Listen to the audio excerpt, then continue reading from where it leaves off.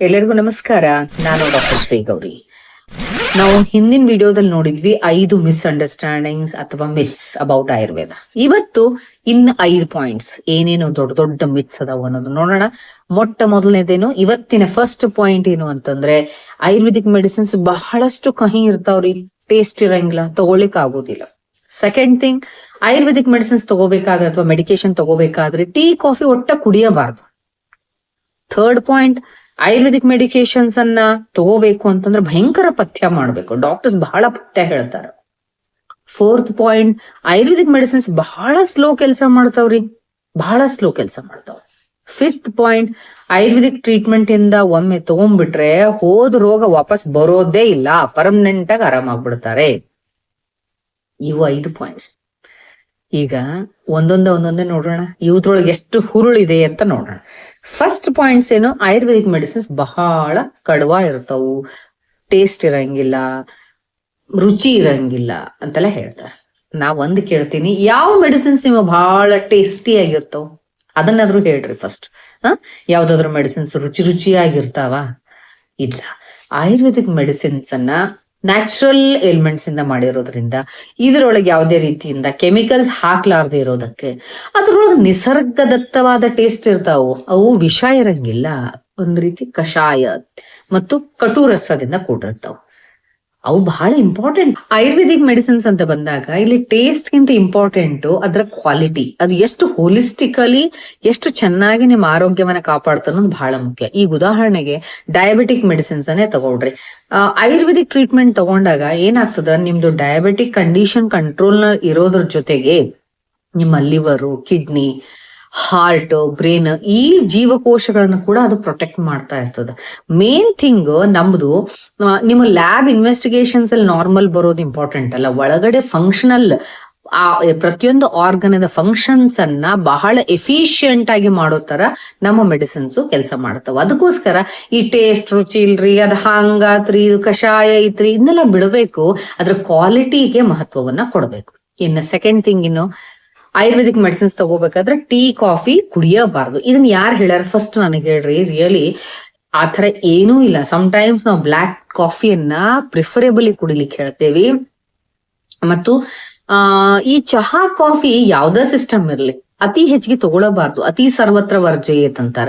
ಇವೆರಡು ಏನ್ ಮಾಡ್ತಾವಂದ್ರೆ ನಿಮಗ ಆ ಮೊಮೆಂಟ್ ಏನೋ ಒಂದು ಎನರ್ಜಿ ಕೊಟ್ಟಂಗ್ ಫೀಲ್ ಕೊಡ್ತಾವ್, ಬಟ್ ಪರ್ಮನೆಂಟ್ ಆಗಿ ಕೊಡೋದಿಲ್ಲ. ಇವು ಗ್ಯಾಸ್ಟ್ರೋ ಇರಿಟೆಂಟ್ಸ್. ಅದಕ್ಕೆ ಯಾವ್ದೋ ಸಿಸ್ಟಮ್ ಇದ್ರು ಕೂಡ ಇನ್ ಸ್ವಲ್ಪ ಕಡಿಮೆ ಮಾಡೋದು ಚಲೋ. ನೀವು ಸಿಸ್ಟಮ್ ಅಲ್ಲ ಯಾವ್ದು ಮೆಡಿಸಿನ್ಸ್ ತಗೊಳ್ಳೋದೇ ಇರ್ತೂ ಕೂಡ ನಾರ್ಮಲ್ ಪೀಪಲ್ ಕೂಡ ಚಹಾ ಕಾಫಿನ ಬಹಳಷ್ಟು ಕುಡಿಲಿಕ್ಕೆ ಹೋಗ್ಬೇಡ್ರಿ. ಬಟ್ ಆಯುರ್ವೇದಿಕ್ ಟ್ರೀಟ್ಮೆಂಟ್ ತಗೋಬೇಕಾದ್ರೆ ಆರಾಮಾಗಿ ಚಹಾ ಕಾಫಿ ಕುಡಿಬಹುದು, ಏನು ಪ್ರಾಬ್ಲಮ್ ಇಲ್ಲ. ಮೂರನೇ ಪಾಯಿಂಟ್ ಏನು ಅಂದ್ರೆ, ಆಯುರ್ವೇದಿಕ್ ಡಾಕ್ಟರ್ಸ್ ಬಹಳ ಪಥ್ಯ ಹೇಳ್ತಾರೆ. ಇದೊಂದು ದೊಡ್ಡ ಇದನ್ನಾಗ್ಬಿಟ್ಟದ ನೋಡ್ರಿ ಹೊರಗಡೆ. ಏನು ಪಥ್ಯ ಅಂದ್ರೆ ಏನು? ಆಕ್ಚುಲಿ ಪಥಾಯ ಹಿತಂ ಪಥ್ಯಂ. ಯಾವುದು ನಮ್ಮ ಆರೋಗ್ಯಕ್ಕೆ ಸೇವನೆಗೆ ಯೋಗ್ಯ ಅದನ್ನ ಪಥ್ಯ ಅಂತ ಹೇಳ್ತಾರೆ. ಫಸ್ಟ್ ಅರ್ಥ ಮಾಡ್ಕೊಳ್ಳೋದು, ಉಲ್ಟಾ ಅರ್ಥ ಮಾಡ್ಕೊಳ್ಳೋದು. ಪಥ್ಯ ಅಂದ್ರೇನು, ಯಾವ್ದು ಬಿಡ್ಬೇಕ್ರಿ ಅಂತ ಕೇಳಕ್ ನೀವು ಕೇಳ್ತೀರಿ, ಹಂಗಲ್ಲ. ಯಾವ್ದನ್ನ ಸೇವಿಸಬೇಕು ಅದು ಪಥ್ಯ ಆಹಾರ, ಯಾವುದನ್ನ ನೀವು ಆಚರಣೆ ಮಾಡ್ಬೇಕು ಅದು ಪಥ್ಯ ವಿಹಾರ, ಗೊತ್ತಾಯ್ತಾ? ಅಥವಾ ಯಾವ್ದನ್ನ ಆಚರಿಸ್ಬೇಕು ಅದನ್ನು ಪಥ್ಯ ಆಚಾರ ಅಂತ ಹೇಳ್ತೇವೆ.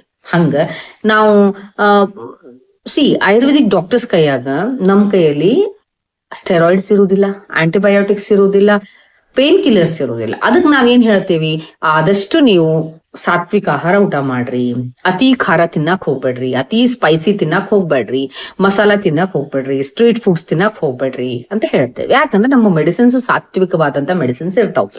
ಜೊತೆಗೆ ವಿಹಾರ, ನೀವು ಲೇಟ್ ನೈಟ್ ಎದ್ದೇಳೋದು ಮಾಡಕ್ ಹೋಗ್ಬೇಡ್ರಿ, ಬಹಳಷ್ಟು ಸ್ಕ್ರೀನ್ಸ್ ಅನ್ನ ನೋಡಕ್ ಹೋಗ್ಬೇಡ್ರಿ, ಅಂದ್ರೆ ಟಿವಿ ಮೊಬೈಲ್ ಎಲ್ಲ ನೋಡ್ಕೊಳಕ್ ಹೋಗ್ಬೇಡ್ರಿ, ಆದಷ್ಟು ಮೊಬೈಲ್ ನೋಡೋದನ್ನ ಕಡಿಮೆ ಮಾಡ್ರಿ, ನೈಟ್ ಔಟ್ಸ್ ಮಾಡೋದನ್ನ ಕಡಿಮೆ ಮಾಡ್ರಿ. ಆಮೇಲೆ ಇಂತಹ ಬಹಳ ವೈಲೆಂಟ್ ಇರುವಂತಹ ಸಿನಿಮಾಟೋಗ್ರಫಿಗಳನ್ನ ನೋಡಕ್ ಹೋಗ್ಬೇಡ್ರಿ, ನಿಮ್ಮ ಮೆಂಟಲಿ ಅಫೆಕ್ಟ್ ಆಗ್ತದೆ. ಇವನ್ನೆಲ್ಲವನ್ನು ನಾವು ಬಾಯಿ ಬಿಟ್ಟು ಹೇಳ್ತೀವಿ, ಬೇರೆದವ್ರು ಹೇಳೋದಿಲ್ಲ. ಅದ ಮಿಸ್ಟೇಕ್. ಯಾಕಂದ್ರೆ ಇಂಥವೆಲ್ಲ ನೀವು ಮಾಡ್ತಾ ಇದ್ರೆ ಇದೊಂದು ದೊಡ್ಡ ಹೋಲ್ ಇರುವಂತ ಒಂದು ಮಡಕಿಗೆ ನೀರ್ ಹಾಕ್ದಂಗ ಆಗ್ತದ. ನಾವ್ ಏನೇ ರಿಪೇರಿ ಮಾಡಕ್ ಹೋದ್ರು ಕೂಡ ಎಲ್ಲ ಎನರ್ಜಿ ಸೋರ್ ಹೋಗ್ತಿರ್ತದ. ಅದಕ್ಕೆ ಸರಿಯಾದಂತ ಆಹಾರವನ್ನ ಸೇವಿಸ್ರಿ, ನಿಮ್ಮ ಪ್ರಕೃತಿಗೆ ಅನುಗುಣವಾಗಿ ಆಹಾರವನ್ನ ಸೇವಿಸ್ರಿ, ನೀವು ಇರುವಂತಹ ಜಾಗಕ್ಕೆ ಅನುಗುಣವಾಗಿ ವಿಹಾರವನ್ನ ಮಾಡ್ರಿ, ಆಚಾರನ ಮಾಡ್ರಿ, ಬೇಗ ಎದ್ದೇಳ್ರಿ, ಸರಿಯಾದ ಆಹಾರ ವಿಹಾರವನ್ನೆಲ್ಲ ಮಾಡ್ರಿ ಅಂತ ಹೇಳೋ ತಪ್ಪೇನು? ಇದನ್ನೇ ಆಯುರ್ವೇದಿಕ್ ಡಾಕ್ಟರ್ಸ್ ಬಹಳಷ್ಟು ಪತ್ತೆ ಹೇಳ್ತಾರಂತ ಒಂದು ದೊಡ್ಡ ಟ್ಯಾಗ್ ಲೈನ್ ಅನ್ನ ಕೊಡೋದನ್ನ ಸ್ಟಾಪ್ ಮಾಡ್ರಿ ಮೊದ್ಲು. ಅದು ಇಲ್ಲ. ಇನ್ನು ಬರೋದು ಆಯುರ್ವೇದಿಕ್ ಮೆಡಿಸಿನ್ಸ್ ಬಹಳ ಸ್ಲೋ ಕೆಲಸ ಮಾಡ್ತಾವು.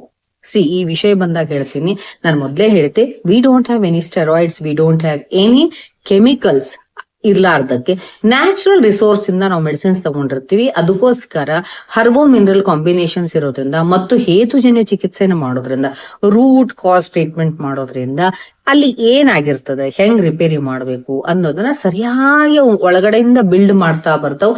ಅದಕ್ಕೋಸ್ಕರ ನಿಮ್ಗ ಲೇಟ್ ಅನಿಸ್ತದ. ಅದಕ್ಕೆ ನಾನು ಹೇಳಿದೆ, ಎಮರ್ಜೆನ್ಸಿ ಕಂಡೀಷನ್ ಒಳಗೆ ಆಯುರ್ವೇದಿಕ್ ಬರೋ ಅವಶ್ಯಕತೆನೇ ಇಲ್ಲ. ಕ್ರಾನಿಕ್ ಕಂಡೀಷನ್ಸ್ ಒಳಗೆ ಮಾತ್ರ ನಾವು we can give excellent results. ನಾವೇ ಹೇಳ್ತೀವಿ ಓಪನ್ ಆಗಿ, ನೀವು ಎಮರ್ಜೆನ್ಸಿ ಕಂಡೀಷನ್ ಒಳಗೆ ಬರಕ್ ಹೋಗ್ಬೇಡ್ರಿ. ಯಾಕೆ ಬರ್ತೀರಿ? ಅಲ್ಲಿ ಸಡನ್ ಆಗಿ ಇಫೆಕ್ಟ್ ಕೊಡುವಂತ ಮೆಡಿಸಿನ್ಸ್ ಗಳನ್ನ ನೀವು ತಗೊಳ್ಬೇಕು.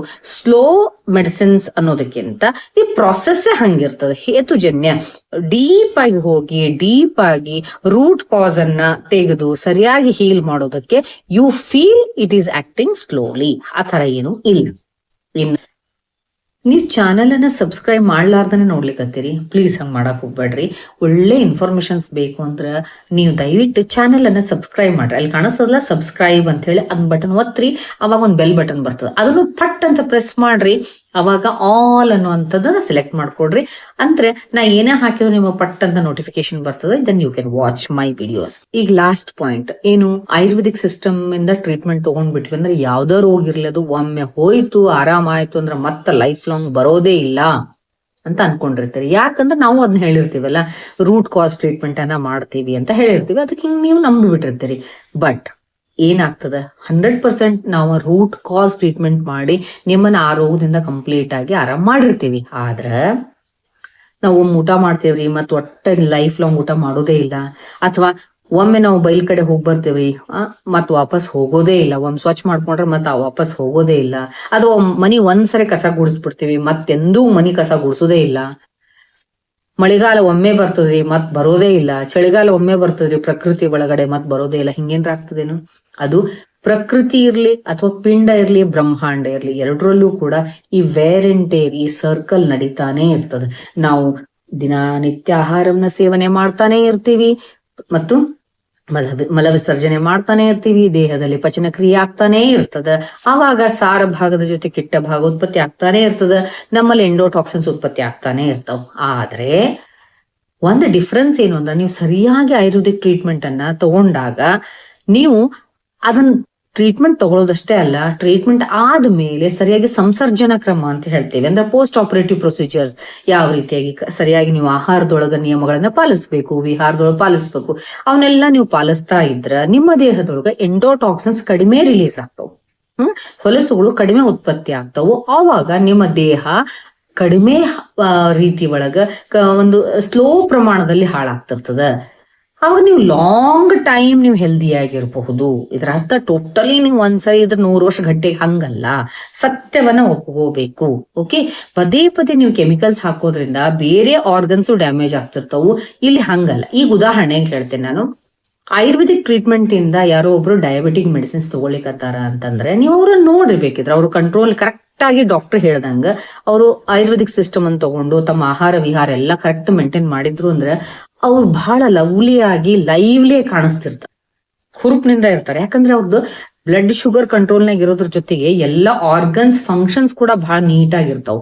ಜೊಳ್ಳು ಬರ್ತಿರಂಗಿಲ್ಲ ಅವ್ರು. ಆದ್ರೆ ಅದೇ ಕೆಲವೊಬ್ರು ಬಹಳ ಜೊಳ್ಳು ಕಾಣಿಸ್ತಿರ್ತಾರ, ಅವ ನಿಮ್ಗೆ ಅರ್ಥ ಆಗ್ತದ. ಓಕೆ, ಇಲ್ಲಿ ಆಯುರ್ವೇದ ಅನ್ನೋದು ಬಯೋಫಿಸಿಕಲ್ ಸೈನ್ಸ್. ಇದು ಫಂಕ್ಷನಲ್ ಪ್ರಾಬ್ಲಮ್ಸ್ ಅನ್ನ ಸರಿ ಮಾಡಿ ದೇಹದೊಳಗಿರುವಂತ ಎಲ್ಲ ಆರ್ಗನ್ಸ್ ಫಂಕ್ಷನ್ಸ್ ಅನ್ನ ಸರಿಯಾಗಿ ಇಡ್ತದ. ಅದಕ್ಕೆ ನೀವ್ ಏನ್ ಮಾಡ್ಬೇಕು ಅಂದ್ರೆ, ಟ್ರೀಟ್ಮೆಂಟ್ ತಗೊಂಡ್ಮೇಲೆ ಡಾಕ್ಟರ್ ಹೇಳಿದಂತ ಒಂದು ಪಾಲನೆಯನ್ನ ಸರಿಯಾಗಿ ಮಾಡ್ಕೋಬೇಕು. ಮತ್ತ ರೋಗಕ್ಕೆ ತುತ್ತಾಗ್ಲಾರ್ದಂಗ ನೀವು ಕಾಪಾಡ್ಕೋಬೇಕು. ಇದು ಒಂಥರ ಹೆಂಗ್ ಗೊತ್ತೇನ್ರಿ, ದೇಹ ಅಂದ್ರ ಇದು ಒಮ್ಮೆ ಹದಗೆಡ್ತು ಅಂತ ತಿಳ್ಕೊಡ್ರಿ, ಒಂಥರ ದಾರಿ ತಪ್ಪಿದ ಮಗ ಇದ್ದಂಗ. ಒಮ್ಮೆ ಮಗ ದಾರಿ ತಪ್ಪಿದ ಅಂದ್ರ ನೀವು ಎಷ್ಟೋ ಒಂದ್ಮೇಲೆ ಕಣ್ಣಿಡ್ರಿ, ಅವ ಎಲ್ಲಾರು ಏನಾರ ಒಂದ್ ಮಾಡ್ತಾನೆ ಇರ್ತಾನೆ. ಬಹಳ ನೀವು ಮಾನಿಟರ್ ಮಾಡ್ಬೇಕಾಗ್ತದ. ಹಂಗ ನೀವು ಮಾನಿಟರ್ ಮಾಡ್ಕೊಂಡ್ರೆ ಡೆಫಿನೆಟ್ಲಿ ನೀವು ದೇಹವನ್ನ ಕೆಮಿಕಲ್ ಡಸ್ಟ್ಬಿನ್ ಮಾಡ್ಲಾರ್ದೆ, ಕರೆಕ್ಟ್ ಆಗಿ ಸೈಡ್ ಎಫೆಕ್ಟ್ಸ್ ಆಗ್ಲಾರ್ದೆ ಆರ್ಗನ್ಸ್ ಎಫಿಷಿಯಂಟ್ ಆಗಿ ವರ್ಕ್ ಮಾಡೋ ತರ ಮಾಡ್ಕೊಂಡು ನಿಮ್ ಲಾಂಗಿವಿಟಿಯನ್ನ ಕಾಪಾಡ್ಕೋಬಹುದು. ಅದು ಇಂಪಾರ್ಟೆಂಟ್ ಇಲ್ಲಿ. ಓಕೆ, ಅದು ಬಿಟ್ಟು ಒಂದ್ ತಗೊಂಡ್ಬಿಟ್ರೆ ಕಂಪ್ಲೀಟ್ ಆರಾಮ ಆಗ್ಬಿಡ್ತದ, ಮತ್ ಬರೋದೇ ಇಲ್ಲ, ಹಂಗಿಲ್ಲ. ದೇಹದ್ದು ಈ ಕೆತ್ತೋ ಮೆತ್ತೋ ಕೆಲಸ ಅಥವಾ ಏನು ಡಿಸ್ಟ್ರಕ್ಷನ್ ಆಗೋದು, ಫಾರ್ಮೇಶನ್ ಆಗೋದು, ಇದು ಪಿಂಡದೊಳಗೂ ಆಗ್ತಿರ್ತದ, ಬ್ರಹ್ಮಾಂಡದೊಳಗೂ ಆಗ್ತದ. ಈ ಸರ್ಕಲ್ ನಡೀತಾನೆ ಇರ್ತದೆ. ಈ ಸರ್ಕಲ್ ಒಳಗನೆ ವಿಷವಸ್ತುಗಳು ಹೆಚ್ಚಿಗೆ ಉತ್ಪತ್ತಿ ಆಗ್ಲಾರ್ದಂಗ ನಮ್ಮ ದೇಹವನ್ನ ಕಾಪಾಡ್ಕೊಂಡಾಗ ಡೆಫಿನೆಟ್ಲಿ ನಮ್ಗೆ ಒಳ್ಳೆ ರಿಸಲ್ಟ್ ಬರ್ತದ. ಓಕೆ, ಇವೆಲ್ಲ ಕೇಳಿದ್ರಲ್ಲ. ಈಗ ನೆಕ್ಸ್ಟ್ ಪಾರ್ಟ್ 3 ವಿಡಿಯೋ ಒಳಗ ಇನ್ನ 5 ಮಿತ್ಸ್ ಏನದಾವು ಅವನನ್ನ ನಾವು ಬರ್ಸ್ಟ್ ಮಾಡೋಣ ಅಂತ. ದಯವಿಟ್ಟು ಮತ್ತೊಂದ್ಸಲ ಹೇಳಕತ್ತೀನಿ, ಸಬ್ಸ್ಕ್ರೈಬ್ ಮಾಡ್ರಿ. ಓಕೆ, ಅಟ್ಲೀಸ್ಟ್ ಇಷ್ಟು ತನ ಯಾರು ಮಾಡಿರ್ಲಿಲ್ಲ ಸಬ್ಸ್ಕ್ರೈಬರ್ ಅಂದ್ರೆ ಈಗಾದ್ರೂ ಒಂದ್ಸಲ ಸಬ್ಸ್ಕ್ರೈಬ್ ಮಾಡ್ರಿ, ಬೆಲ್ ಬಟನ್ ಅನ್ನ ಪ್ರೆಸ್ ಮಾಡ್ರಿ, ಆಲ್ ಸೆಲೆಕ್ಷನ್ ಮಾಡ್ಕೊಡ್ರಿ. ನಿಮ್ಗೆ ಇಷ್ಟ ಆಗಿತ್ತು ಅಂದ್ರೆ ಬಹಳ ಜನರಿಗೆ ನೀವು ಇದನ್ನ ಶೇರ್ ಮಾಡ್ರಿ, ನಿಮ್ಮ ಒಪಿನಿಯನ್ಸ್ ಕಮೆಂಟ್ ಮಾಡ್ರಿ.